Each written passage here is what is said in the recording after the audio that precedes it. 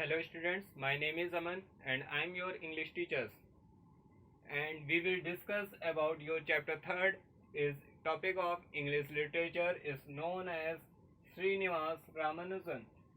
All okay, Srinivas Ramanujan is a great mathematician which had given 600 formulas. Okay, so in this chapter third में हमें क्या पढ़ना है? श्रीनिवास रामानुजन. जब भी कोई राइटर का डायरेक्ट नेम आ जाए या किसी फेमस पर्सनैलिटी का नेम आ जाए, ओके, और फिर उसके बारे में पूरा दिया हो, तो समझ जाना चाहिए कि ये उसकी क्या है. What is this? Biography. Okay, ये मैं आपको पहचानने का, आइडेंटिफिकेशन का तरीका बता रहा हूँ कि what is in this story. It is a biography of Srinivas Ramanujan. It is a biography of Srinivas Ramanujan. Okay. So first we will discuss one by one all the topics with your spellings and with your grammar rules also. यानी हम इसमें एक एक करके सारे words के mean भी देखेंगे और उसके साथ साथ कहाँ कौन सी ग्रामर का यूज हुआ है वो भी हम देखेंगे. ठीक है, चैप्टर रीड करते करते मैं आपको चैप्टर रीडिंग तो सिखा ही दूंगा, साथ ही साथ आपको ग्रामर भी आइडेंटिफिकेशन करना सिखा दूंगा. Okay, so one by one let me discuss one by one और पैरा. ठीक है, it is one para. Okay, first word is one day. Okay, one day in 1913. One day everyone knows, एक दिन. Okay, इन 1913 में अब देखिए यहाँ हमारा जो प्रीपोजिशन है, in this here use preposition in. Preposition in का यूज कब करते हैं? When we use preposition in. So we use preposition in the with the year. Sorry, अब एक चीज मैं आपको और क्लियर कर दूं, पैरा खत्म होने के बाद क्लियर कर दूंगा कि इसका 1913 जो अगर मान लो ये लिखा हो, फॉर एग्जाम्पल YEAR, अब इसे मैं अभी आपको थोड़ी देर बाद क्लियर करूंगा कि इसे ईयर बोलते हैं कि ईयर बोलते हैं.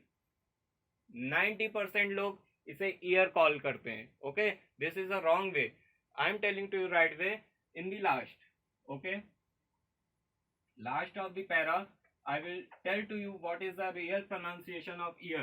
Okay, one day in 1923 मैंने बताया in is a preposition. What preposition used with year? Okay, or large place. Okay, 1923. अब देखिए हम लोग चैप्टर डिस्कस क्यों करते हैं इंग्लिश लिटरेचर में? रीजन क्या है? What is reason behind it? We will discuss with you this chapter. Okay, so reason behind this, अगर एक बार हमें इसका हिंदी मतलब समझ में आ गया, यानी कुछ वर्ड्स जो ऐसे होते हैं जो हमें क्लियर नहीं हो पाते. अब मैं ये नहीं कि अब पूरा एक एक करके हिंदी ही बता दी जाएगी. ओके, हिंदी का मीन्स ये नहीं हो गया, हमें इसका मीन पता होना चाहिए. What is the reason behind it? What is the reason behind it? इसके पीछे रीजन क्या है? इस चैप्टर का कंक्लूजन क्या है? समरी क्या है? सिनॉप्सिस क्या है? ओके, सो इसलिए हम लोग इसको रीड करते हैं. ये बेसिक पहले आपको पता होना चाहिए. सो वन डे इन 1913, एक बार आपका रीजन आपको पता हो गया, ये चैप्टर आपका है. Okay, one day in 1913. Okay, 1920 याद आ रहा है, सॉरी. वन डे इन 1913, एक दिन. वन डे तो हमें पता है ना, एक दिन. 1913 में क्या हुआ? GH हार्डी एक नेम है ये. ठीक है, ये भी ग्रेट मैथमेटिशियन थे. कहाँ? कैम्ब्रिज यूनिवर्सिटी के. GH Hardy, one of the best known mathematician of his time. His word use हुआ है as a pronoun, possessive pronoun. किसके लिए? GH Hardy के लिए. ओके, लिए समझ में आ रहा है किसके लिए यूज हो रहा है? GH Hardy के लिए. his का यूज हम किस लिए करें? ये his was a possessive pronoun and used for GH Hardy. ठीक है, उस समय किस समय? जब GH हार्डी थे. तो क्या है ये? क्या थे? One of the best. ठीक है, one of the best known mathematician, यानी जितने भी मैथमेटिशियन, यानी मैथमेटिशियन को हिंदी में कहते हैं गणितज्ञ. मैथमेटिशियन, फिजिशियन, इलेक्ट्रीशियन, CIAN लगा होता है. अब ये क्या है? तो mathematician, one who know about the all topics of mathematics. A person who know about all topics of mathematics is called mathematician. Clear? So one of the best known mathematician of his time, यानी उस समय जितने भी mathematician को जाना जाता था, जिनके बारे में भी या पता होता था, जो लोग जानते थे जिनके बारे में, यानी इन्फ्लुएंस जितनी भी थी उस समय, जीएच हार्डी सबसे बेस्ट क्या थे? मैथमेटिशियन थे. मैथमेटिशियन फिर से बता दूं, a person who knows all the topics of mathematics. Okay. Received, receive करना, गेट करना. ओके. अ मीन्स एक, लार्ज बड़ा सा, एनवलप लिफाफा.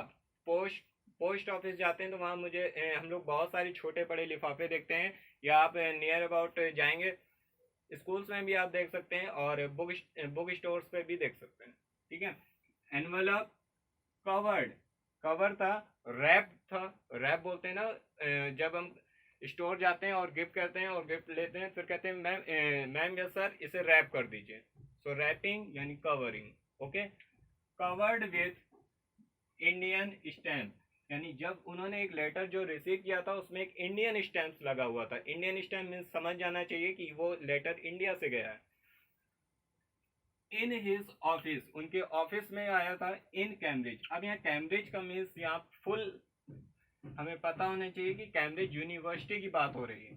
Indian stamp in his office in Cambridge University. Okay.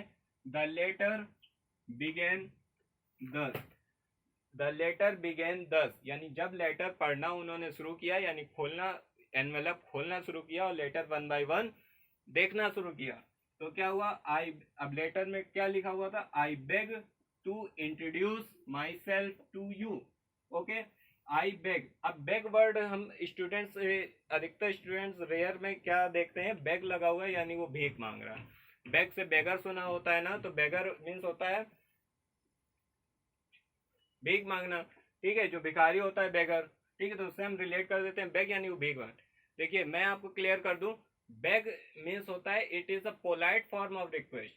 What? Polite form of request. जब आप किसी से पोलाइटली रिक्वेस्ट करते हैं उसे बेग कहते हैं. ठीक है. आप स्कूल में एप्लीकेशन देते हैं तो उसमें लिखते हैं आई रिस्पेक्टफुली टू से यू या आई बेग टू से यू. सो बेग का मीन्स आप भीख नहीं मांग रहे हैं, बट आप पोलाइटली वे पे रिक्वेस्ट कर रहे हैं. So this is called beg. English में इसका मीन बेग होता है जब पोलाइटली रिक्वेस्ट करते हैं. ओके. पोलाइट वे में. सो आई बेग टू इंट्रोड्यूस, यानी जिसने भी लेटर लिखा है वो पोलाइटली रिक्वेस्ट कर रहा है. क्या? इंट्रोड्यूस करा रहा है. माई सेल्फ यानी खुद को. Myself is a reflexive pronoun. जब मैं रिफ्लेक्सिव प्रोनाउन पढ़ाऊंगा तब आपको बताऊंगा. रिफ्लेक्सिव प्रोनाउन, ये रिफ्लेक्सिव प्रोनाउन है. तो यहाँ जिसने लेटर लिखा उसने क्या कहा? I beg to introduce myself. Reflexive pronoun. ठीक है. और ये पजेसिव प्रोनाउन जब पर्सन में पढ़ाऊंगा तो उसमें बताऊंगा ये माई सेल्फ किसके लिए यूज हुआ है? आई के लिए. Okay. To you as a clerk in accounts department of the port trust office at Madras. Madras now known as Chennai. Clear? Madras now known as Chennai. Okay. इस समय मद्रास को चेन्नई कहते हैं. अब देखो ये इसका मीन्स क्या है? I beg to introduce myself to you. मैं आपको इंट्रोड्यूस कराना चाहता हूँ या अपने आप बारे में बताना चाहता हूँ. ओके. एज अ क्लर्क, एक क्लर्क की हैसियत से. ठीक है. एज अ क्लर्क यानी वो क्लर्क की पोस्ट में होंगे. इन अकाउंट डिपार्टमेंट, अकाउंट डिपार्टमेंट में वो क्लर्क है. द पोर्ट ट्रस्ट ऑफिस, ये पोर्ट ट्रस्ट ऑफिस में वो क्या है? क्लर्क है. ओके. एट मद्रास, जो कहाँ पर है? Madras. Now in Chennai. Okay. Now in Chennai. Clear है? पैसेज आपका इतना ही आया है. मैं ओवरऑल समरी आपको बता देता हूँ. ओवरऑल समरी इस चैप्टर में क्या है? लेटर लिखने वाले पर्सन कौन थे? श्रीनिवास रामानुजन. इनके लेटर में कम अप्रॉक्स 9 to 10 पेज थे. ओके. 9 to 10 पेज की जो शीट थी, बहुत लेंदी शीट, उसमें इन्होंने ऑल दी जो जितने भी इन्होंने थ्योरम्स वगैरह लिखे थे, ठीक है, वो सब इन्होंने उसमें पेश करके भेज दिया था. सो जब जीएच हार्डी ने क्या किया, एक वन बाय वन इसको रीड करना शुरू किया, तो जीएच हार्डी कन्विंस हो गए, इनकी बातों पे क्या हो गए? कन्विंस हो गए या इम्प्रेस हो गए. और फिर इन्होंने इनको कॉल करके बुला लिया. कहाँ पर? कैम्ब्रिज यूनिवर्सिटी में. अब मैं श्रीनिवास रामानुजन के बायोग्राफी थोड़ी सी बता देता हूँ, यानी इनकी लाइफ स्टाइल क्या थी। इन अर्ली एज इन्होंने नॉर्मल सी एजुकेशन ली, ठीक है, ओके। यूनिवर्सिटी में जब इन्होंने एडमिशन लिया, जब ये क्या है, जब ये गए university, when he goes to university for admission, so before admission he was fell ill, बीमार हो गए। So he was fell in all subject except of math. अब देखिए अमेजिंग है ना, he was fell all the subject except of math. अब देखिए accept और एक्सेप्ट दो वर्ड होते हैं, होमोनिम्स हैं। एक एक्सेप्ट का मतलब होता है रिसीव कर लेना, एक एक्सेप्ट का मतलब होता है इस चीज को छोड़कर। मैंने कहा except of this pen, I will take this pen, okay. So except mean छोड़कर। So he will fell all this subject but he will pass only और only math. So he known himself, यानी जब वो math में पास हो गए तो वो अपने बारे में सब कुछ जान गए कि अब उनका फ्यूचर मैथ की तरफ है, और मैथ उन्हें अच्छी भी लगती थी, तो उन्होंने मैथ में वर्क करना शुरू कर दिया। सेल्फ स्टडी शुरू की, क्या शुरू की, सेल्फ स्टडी शुरू कर दी। अब मैथ में ये धीरे धीरे क्या हो गए, ज़्यादा से ज़्यादा चीज़ें सीखते गए और स्टैंडर्ड कॉन्सेप्ट इन्होंने लिखने चालू किए, ओके। सो वही जो 9 और 10 पेज थे इन्होंने सेंड किए कहाँ, जीएच हार्डी, जो कि कहाँ पर थे, कैम्ब्रिज यूनिवर्सिटी में प्रोफेसर थे या मैथमेटिशियन कह सकते हैं। सो जीएच हार्डी जब इनके लेटर को पढ़ना शुरू किया one by one, so he convinced his words, इनकी बातों से कन्विंस्ड हो गए, यानी इनके लेटर से कन्विंस्ड हो गए, और उन्होंने इनको कहाँ बुला लिया, कैम्ब्रिज यूनिवर्सिटी में। जब कैम्ब्रिज यूनिवर्सिटी में बुला लिया, सो जीएच हार्डी के अंडर में इन्होंने क्या की, स्टडी करना शुरू कर दी, और इन्हें क्या किया, इन्होंने कैम्ब्रिज यूनिवर्सिटी से पीएचडी कंप्लीट कर लिया, यानी ही had completed our PhD education by mathematics subject in what Cambridge University with the help of G.H. Hardy. अब Srinivas Ramanujan belong to India and G.H. Hardy belong to foreign countries. So Srinivas Ramanujan are full vegetarian. So he did not like flesh or etc. So he will feel ill. Okay.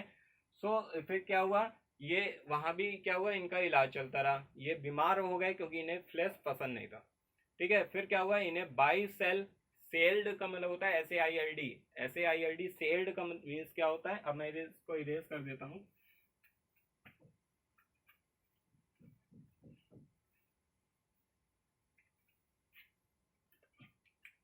Sailed word मैंने बोला, sailed word, और भी कुछ words हैं। एक word मैंने बोला था थ्योरम, ओके। एक वर्ड मैंने बोला थ्योरम, एक बोला क्या बोला था, साइनोप्सिस,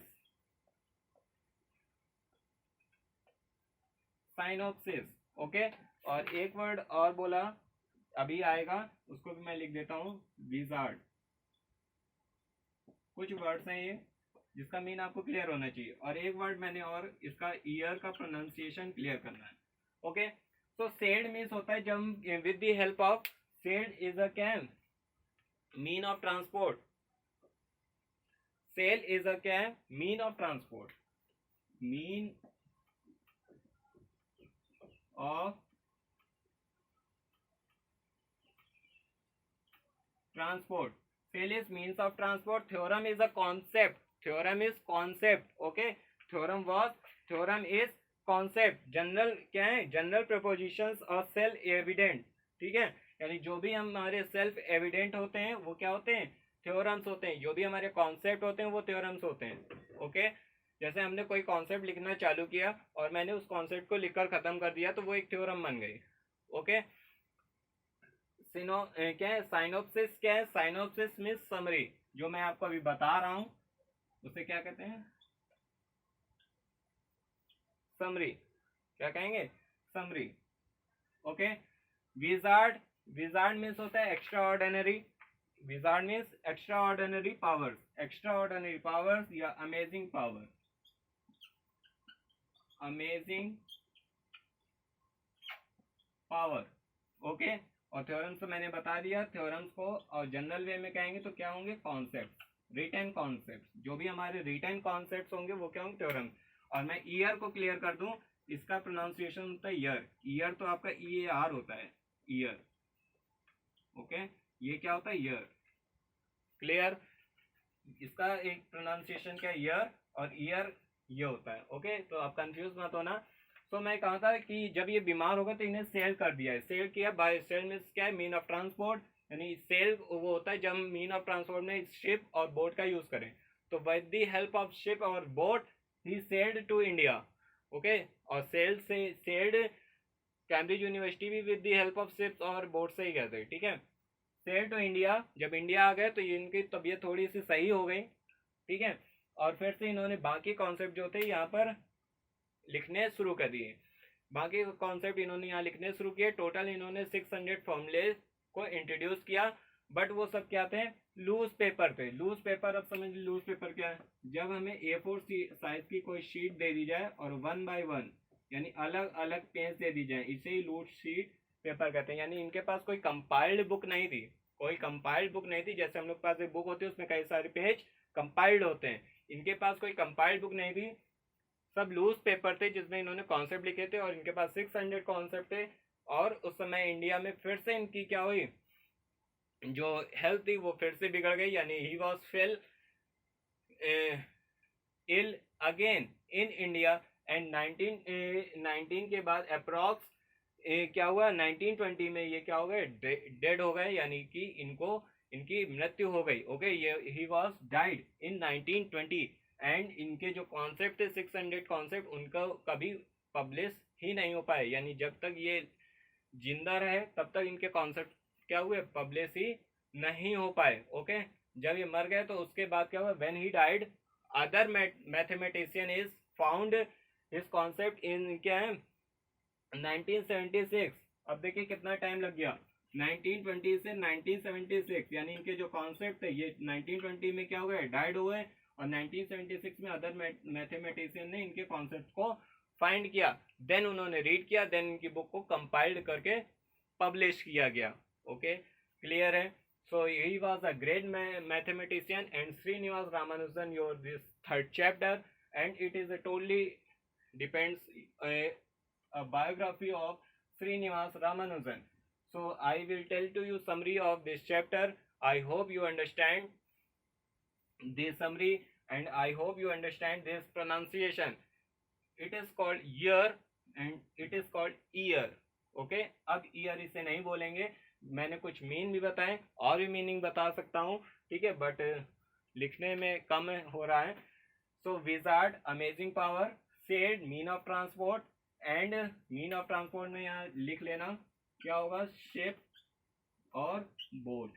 अब मीन ऑफ ट्रांसपोर्ट में सेल में बस और ट्रक नहीं लिखेंगे। Theorems, concept, written concept, and synopsis summary, जो मैंने अभी अभी आपको बताया। तो आपको एक नया वर्ड मिला, synopsis summary. Okay, so thank you class, we will meet you, see you soon again, thank you.